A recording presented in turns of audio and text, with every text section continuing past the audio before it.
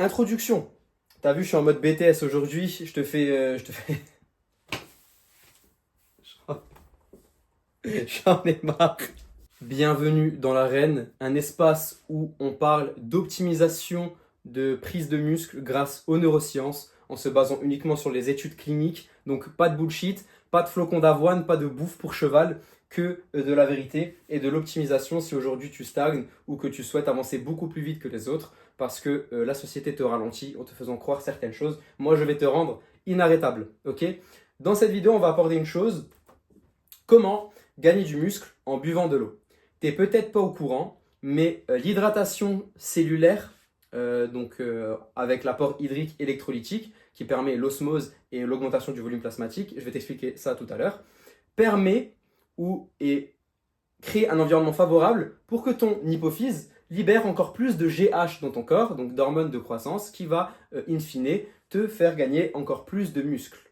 Et toi, tu bois mal, ou alors tu bois simplement de la cristalline ou de l'eau filtrée de ton frigo américain, ou encore pire, de l'eau du robinet, et tu ne profites pas de tous ces effets de l'hydratation, tout simplement parce que tu es en carence électrolytique, tu consommes pas assez de magnésium, de calcium, etc. Et ces électrolytes-là, ils sont essentiels pour faire pénétrer l'eau à l'intérieur de tes cellules. C'est-à-dire que tu as beau boire 5 litres d'eau par jour, tu vas juste tout pisser si c'est de l'eau pauvre en minéraux, ok? Je vais t'introduire cette vidéo en te présentant deux études. La première étude, elle te montre l'impact de l'hydratation chez les sportifs pendant une séance de sport sur la production de GH. Et la seconde, l'effet d'hydratation et de déshydratation sur la création d'hormones cataboliques dans ton organisme. Parce que l'hydratation, c'est un plus, la déshydratation, c'est en plus de ne pas être un plus, c'est même un moins. Donc regarde comment je t'ai bien fait les choses. Ici, tu as la première étude, ici, tu as la seconde étude. Sur la première étude, elle met en relation, ou plutôt en activité, un groupe de 7 personnes sur une séance de vélo. Sur 2 séances. La première séance, les personnes ne vont pas ajouter un apport hydrique sur leur perte d'eau pendant la séance. Sur la séance 2, ils vont boire toutes les 5 à 10 minutes pour compenser l'apport hydrique qu'ils perdent en s'entraînant. Okay, sur la séance 2, sur l'étude seconde, ça met toujours un groupe d'hommes, donc de 7 hommes participants, qui vont cette fois-ci être sur une séance de squat. Ils vont faire 6 séries de squats à 80% de leur 1 RM. Donc ici, on est sur une séance un peu plus endurance, ici un peu plus musculaire, hypertrophie force. Et qu'est-ce que l'on remarque? Eh bien que sur la première étude, le taux de GH délivré, il est de 30% supérieur sur la séance 2, donc quand les athlètes boivent. Et qu'est-ce que l'on remarque sur la seconde étude? Eh bien que sous déshydratation, eh bien ça favorise le catabolisme musculaire. Et en fait, donc c'est juste ici, le cortisol augmente de 46% dans ton corps. Mais pourquoi? Pourquoi est-ce que ton corps se met dans cet état? Qu'est-ce qui se passe concrètement dans ton corps quand tu t'entraînes ou même quand il fait chaud, quand tu sors de chez toi? Eh bien ton corps, il perd de l'eau. Quand tu réchauffes ton corps par le biais d'une séance, parce qu'il fait chaud, parce que tu te mets en mouvement physiquement, ton corps va appliquer la thermogénèse, okay, un principe qui va lui permettre de se refroidir par la transpiration. Le problème, c'est que ça va engendrer une perte d'eau, donc une déshydratation, et ça va te fatiguer, te rendre de mauvaise humeur, tu vas être beaucoup moins motivé, tu auras envie de faire beaucoup moins de choses, mais tu vas surtout avoir moins de force sur tes séances, tu vas pouvoir encaisser moins de volume, tu vas te dire tiens c'est bizarre aujourd'hui, j'arrive pas à m'entraîner bien, je pense que c'est la chaleur qui me fatigue. Ben oui, complètement, tu es juste déshydraté. Donc qu'est-ce qui se passe en fait? Ben, ton corps il est en train de stresser, donc ton cerveau il panique, qu'est-ce qu'il fait? Par le biais de l'hypophyse, il va envoyer des hormones du stress, donc que ce soit l'adrénaline ou le cortisol par le biais des glandes surrénales. Tout ça, ça va être envoyé dans ton sang et ça va avoir plusieurs effets négatifs. Donc premièrement, le cortisol, il va faciliter le stockage des graisses. En gros, il va promouvoir le stockage des graisses, mais il va surtout empêcher la synthèse protéique et la prise de muscle. Le problème, c'est que cet enculé, il fonctionne comme l'offre et la demande. C'est-à-dire que plus le cortisol est élevé, plus la testostérone est basse, et inversement, plus la testostérone va être élevée, plus la cortisol va être basse. Ça veut dire que si tu as une augmentation de cortisol dans ton corps, tu vas avoir par compensation une baisse de testostérone. Et si tu arrives à réduire le cortisol, eh bien tu vas laisser de la place à la testo. D'accord? Donc, qu'est-ce que l'on retient? Déshydratation est égale hausse du cortisol. cause du stress, est égal moins de muscles. Mais du coup, qu'est-ce qu'il faut faire? Eh bien, il faut équilibrer les pertes hydriques et électrolytiques. C'est-à-dire que toute l'eau que tu vas perdre pendant ta séance de sport, ou même quand tu pisses, peu importe, quand il fait chaud, quand tu te déplaces, il va falloir que tu la bois, que tu la consommes. Donc soit par les fruits, soit par ton lait, soit par l'eau riche en minéraux. Et le but ici, c'est de créer une osmose cellulaire, d'accord? De remplir tes cellules d'eau. Il faut que tes cellules soient remplies d'eau, qu'elles adoptent une hydratation optimale et augmenter le volume plasmatique pour que tout ça crée un environnement favorable à la délibération de GH dans ton corps. Donc du coup, si tu t'hydrates bien, qu'est-ce qui se passe? Le cerveau, il va pas envoyer de cortisol, mais beaucoup plus de GH. La GH, elle va être réceptionnée par ton foie. Ton foie, lui, il va créer de l'IGF, et c'est l'IGF qui est responsable de la synthèse protéique. L'IGF, il va pénétrer dans ta cellule, enfin, il va pas pénétrer dans ta cellule, il va se connecter à un récepteur, donc juste ici, et le récepteur là, quand il va recevoir l'IGF, il va indiquer un signal qui va activer surtout, ici, le mTOR. Le mTOR qui va fonctionner grâce à l'IGF, donc au signal, mais qui va s'activer par le biais de l'ATP, de l'apport glucidique, de l'apport minéral, de l'apport en leucine, donc en acide aminé, et tout ça va te permettre de créer du muscle, de synthétiser des protéines. Ok? Donc, tout ça, c'est possible uniquement si tu t'hydrates, que tu adoptes l'hydratation cellulaire, donc l'hydratation profonde, en profondeur. Ça, c'est toi. T'es un putain de singe. Pourquoi? Parce que tu savais même pas que tu perdais des gains musculaires, juste parce que tu t'hydratais mal, et parce que tu pensais qu'il fallait simplement boire de l'eau et consommer de la créatine, même si c'est excellent la créatine, et je te conseille de continuer, mais tu pensais qu'il fallait simplement boire de l'eau classique pour pouvoir être hydraté. Mais don't worry, je vais t'expliquer comment est-ce qu'on s'hydrate correctement. Pourquoi est-ce qu'il faut adopter l'hydratation électrolytique, qu'est-ce qui se passe dans ta cellule. Tout ça, je vais te l'expliquer. Et pour ça, on va passer au tableau.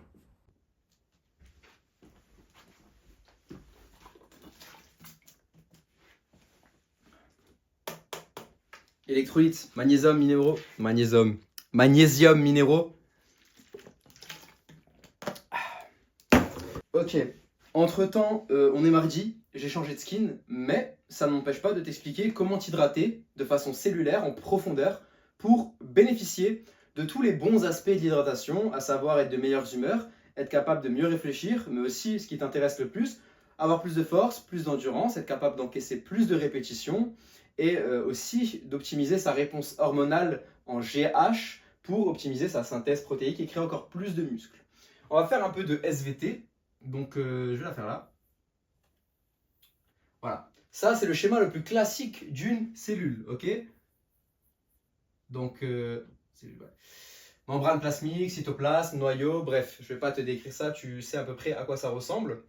Ta cellule, pour que l'eau puisse y pénétrer et donc l'hydrater, donc que ce soit les cellules de ton cerveau ou de tes muscles, eh bien, il faut deux choses. Il faut du sodium et du potassium. Ces deux-là, ils vont créer un déséquilibre entre ce que contient ton plasma et ce qu'il y a en dehors de ta cellule, et ils vont permettre de créer un gradient, donc une ouverture, qui va permettre à l'eau et aux minéraux de s'insérer dans ta cellule. Donc je te mets 2-3 schémas à l'écran parce que c'est un principe quand même assez compliqué à comprendre, mais ce qu'il faut que tu retiennes, c'est que le sodium et le potassium sont des électrolytes. Waouh, je sais plus écrire. Il fait chaud, il est tard. Ce sont des électrolytes qui vont permettre à ta cellule de s'hydrater correctement. Et en fait, sans le sodium et sans le potassium dans ton corps, dans ton intestin, dans ton sang, l'eau ne permet pas de pénétrer dans ta cellule. Donc en fait, tu ne t'hydrates pas, tu pisses toute ton eau. Tu as beau boire 5 litres d'eau pendant ta journée quand tu ne manges pas, si dans cette eau-là, il n'y a ni de sodium, ni de potassium, ni d'autres électrolytes, eh bien ton eau, tu vas juste la pisser, elle va être très rapidement filtrée par tes reins et se retrouver dans les chiottes. Alors toi, il faut que tu consommes des électrolytes. Donc si tu bois ton verre d'eau en mangeant, en mangeant dans ton plat, généralement il y a du sodium et du potassium. Donc là, ce n'est pas un problème, ton eau, elle va pénétrer dans ta cellule. Mais tout le reste de ta journée, eh bien, en fait, tu es déshydraté. Donc avant ta séance de sport, à moins que tu prennes une collation, genre de la pastèque et du miel, eh bien, tu ne vas pas être hydraté. Ça veut dire que tu vas t'entraîner dans un état d'hypohydratation. Et ça, c'est très mauvais parce que ça a un impact direct sur tes performances. Et il y a une étude qui a été réalisée, donc pareil, je te l'affiche à l'écran, je trouverai un endroit où te la mettre, qui évalue quelles sont les boissons les plus hydratantes. Et généralement, il y a 3 facteurs intéressants. Donc, c'est tout simplement l'apport hydrique et électrolytique. Déjà, je ne te fais pas de secret, c'est ça la meilleure boisson. Mais il faut que ça contienne plusieurs choses. Du sodium, du potassium et parfois même du glucose ou encore du fructose. Bon bref, du sucre ou des fruits quoi. Ces deux-là, ils vont permettre une assimilation rapide dans ton sang. Comment et par quel biais? Eh bien, avant ta séance, tu peux faire une chose, tu peux consommer une boisson hypotonique. Tu vois? Une boisson hypotonique, c'est une boisson qui va recopier la structure de ton sang en sel, en glucides et en eau, mais légèrement inférieure, avec des taux un peu plus inférieurs en sel et en glucides, qui va donc être assimilé de façon très très rapide par tes cellules. Okay. La boisson hypotonique, c'est intéressant de la prendre avant ton entraînement ou avant un effort. Imaginons, tu fais une conférence, je sais pas, tu passes à l'oral, tu fais un oral, l'oral du bac, l'oral du BTS, je m'en fous. Eh bien, c'est intéressant de voir ça. Pourquoi? Parce que tu vas être beaucoup plus alerte, tu vas avoir un état cognitif beaucoup plus favorable parce que les cellules de ton cerveau seront hydratées. Et ça, c'est intéressant de le boire juste avant. Sinon, tout le long de ta journée, il faut que tu consommes des solutions isotoniques. Tu peux aussi le faire pendant ta séance. Isotonique, ça va recopier exactement la même structure que le sang. Il y a de l'écriture de partout. Ça va recopier la même structure que ton sang. Et en fait, ça va s'assimiler tout le long de ta journée. Ça va s'assimiler par tes cellules lentement, doucement. Donc en fait, tout le long de ta journée, il va falloir que tu consommes des aliments riches en électrolytes et des aliments riches en glucides, mais en eau aussi de façon générale. Il faut en fait des aliments qui bénéficient de ce cocktail-là. Donc concrètement, quand est-ce que tu dois boire, toi? Eh bien, tu dois boire. Où est-ce que je peux écrire maintenant? J'ai plus trop de place, je vais écrire ici. Tu dois boire le plus le matin. Boire ou plutôt manger ton eau. Pourquoi c'est intéressant de manger ton eau? Eh bien, il y a des aliments en fait qui bénéficient de ce cocktail-là, à savoir la pastèque, il y a le lait cru, il y a le kéfir qui est aussi une bonne source de vitamine D. Il y a les yaourts à la grecque, il y a la banane riche en potassium, il y a le kiwi aussi, il y a plein de fruits. Et c'est globalement intéressant, je te mets aussi une liste là à l'écran des aliments les plus riches en eau. C'est globalement intéressant de manger ces aliments-là, puisqu'en fait, ils ont la bombe et la composition parfaite pour être attirés ou plutôt pénétrer à l'intérieur de ta cellule et hydrater ton corps en profondeur. Donc, après ta nuit de sommeil, étant donné que tu as passé 8 heures, si tu dors longtemps, je l'espère pour toi, si tu dors 8 heures, tu as passé 8 heures sans boire, 8 heures sans manger, donc tu es complètement déshydraté. Et la première chose à faire, à laquelle penser lorsque tu te réveilles, eh bien, c'est de t'hydrater pour compenser toutes ces pertes hydriques-là. Il se peut même que tu transpires pendant la nuit parce que t'as chaud et que ton corps souhaite se refroidir. Donc il va transpirer. Donc le matin, c'est très important de boire de l'eau. Avant ta séance aussi, bon j'ai plus de place pour l'écrire, je vais te le dire simplement à l'oral, c'est important de boire aussi avant ta séance, donc avec une solution hypotonique, mais surtout toute la journée en fait. Alors comment est-ce qu'on consomme son eau toute la journée? Eh bien soit tu bois de l'eau riche en minéraux, donc il y a la Vichy Célestin par exemple, l'EPA, bon ça dépend de tes objectifs, quel minéraux est-ce que tu souhaites attraper? Moi généralement, ben là regarde, je viens de me détruire cette bouteille, donc riche en magnésium, parce que le magnésium c'est le minéraux que je retrouve le moins dans mon alimentation.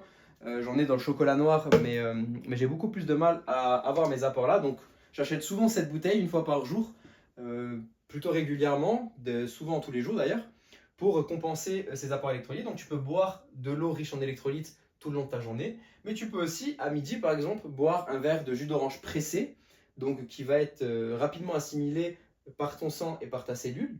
Tu vas pouvoir manger des fruits aussi tout le long de ta journée. Le soir, avant de dormir, eh bien, c'est important de s'hydrater pour limiter la casse, pour limiter du moins l'effet que ça va avoir, tes pertes hydriques pendant ton sommeil, parce que tu sais que tu produis aussi beaucoup de GH et d'hormones de croissance pendant que tu dors. Donc si tu es bien hydraté, eh bien, tu vas créer un environnement plasmatique favorable à la synthèse protéique dans ta cellule. Donc c'est important de s'hydrater avant de dormir aussi. Comment tu t'hydrates avant de dormir? Pareil, tu adoptes des fruits dans ton alimentation. Tu évites peut-être le riz le soir, d'accord? Tu peux manger que le midi. Si jamais tu n'en as pas besoin, ben, tu ne manges que le midi ton riz. Et le soir, tu vas plutôt manger des fruits comme glucides, mais aussi ton yaourt à la grecque. Donc tu en prends 250 grammes. Ça va être bien, c'est riche en eau et ça va permettre à ton corps de rester hydraté tout le long de ta nuit. Et donc d'optimiser ta réponse hormonale, d'optimiser ta prise de muscle, te réveiller avec une meilleure forme et au fur et à mesure, eh bien, progresser de cette manière. Enfin bref, c'était Alessio. Moi, je t'aide à accélérer ta prise de muscle en me basant sur les neurosciences et sur les études cliniques. Donc pas de bullshit, pas de flocons d'avoine, pas de pain complet, pas d'autres merdes de bouffe pour cheval qui sont bourrées d'antinutriments et qui t'empêchent toi de réaliser tes objectifs. Non, ici on parle vraiment de choses concrètes. Mon but à moi, c'est que tu atteignes tes objectifs avec une diète qui te plaît aussi, parce que manger du melon ou de la pastèque le matin, franchement, c'est un kiff. Alors, si ça t'intéresse, tout ça, eh bien, abonne-toi, ou tu peux directement prendre ou réserver un appel avec moi dans la description de cette vidéo si tu souhaites qu'on en parle. C'est pas un appel de vente, ok, on va pas parler d'argent, je vais pas t'inviter à un webinaire, je vais pas te closer, je vais pas te vendre quoi que ce soit, c'est vraiment juste pour discuter, savoir toi où tu en es aujourd'hui, si tu as besoin de conseils ou si tu sais pas trop comment t'hydrater ou que tu as besoin de conseils sur tes séances de sport actuelles, n'hésite pas à réserver ton appel, c'est avec grand plaisir que je t'aiderai. Donc c'était Alessio, on se retrouve cette semaine pour une prochaine vidéo, je vais essayer d'avoir un nouveau rythme un peu plus régulier. Et puis on se dit à la prochaine. Ciao!